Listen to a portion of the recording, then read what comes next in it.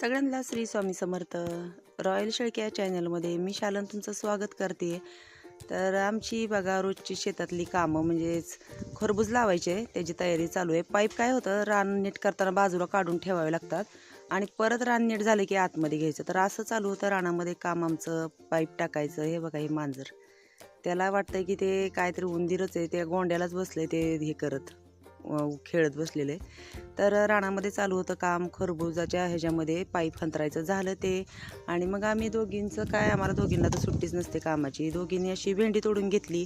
भेंडी झाली आहे जरा खराब, पण काय करायचं, खराब झाल्यावरच आपल्याला भाव येतो. मग म्हटलं बसण्यापेक्षा आम्ही दोघी काय करतो, 1-2 दिवसाआड अशी भेंडी तोडतो. मग ही भेंडी अशी निवडायची. हे आणलेले कोंबड्यांना पात्र टाकायला भाजी.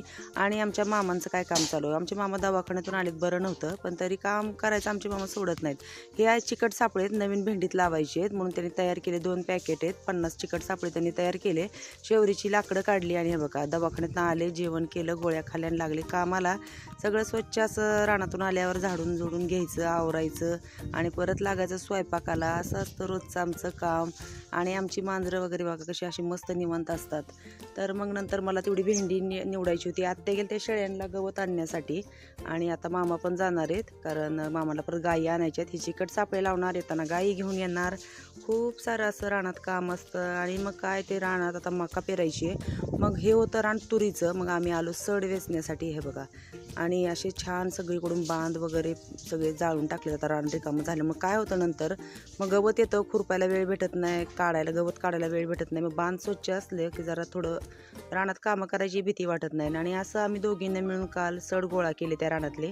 आम्हाला तिथं मका पेरायची आहे, म्हणून ते काय केलं, असं मधूनच जेवढे बोध होते तुरीचे ते असे फणलेले आहेत.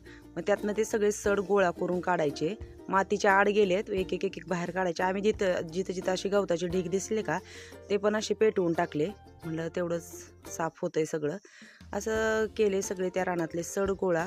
आता लवकरच इथं सगळ्यांच्याच रानांची हे चालू आहे, मशागती करायचं चालू आहे. जी तुरीची रानं रिकामी झाली आहेत तिथं सगळेजण नांगरतायत, कोण काय काय करतंय. आणि आता चला जातो घरी, कारण दिवस मावळत चाललेला आहे. वातावरण किती छान झालं आहे बघा गावाकडचं, संध्याकाळचं छान असं वातावरण. मग आलो दोघीजणी घरी. मग घरी आले की काय बसायचं नाही, रोजचीच काम. आणि आत्याने येताना बघा छान तिथं बाजूला दुधीचं बाग होती, तिथून 4 दुधी आणले, दुधी भोपळे आणले. आणि ही बघा झोपली आहे. कशी झोपली बघा, तिला आम्ही आलेलं पण माहीत नाही, तर लगेच ओरडायला चालू करते. आणि रानातली आज आत्याने ही खुडली होती हरभरा भाजी छानपैकी. बघा एवढी आज आत्याने एकटीनेच खुडली होती.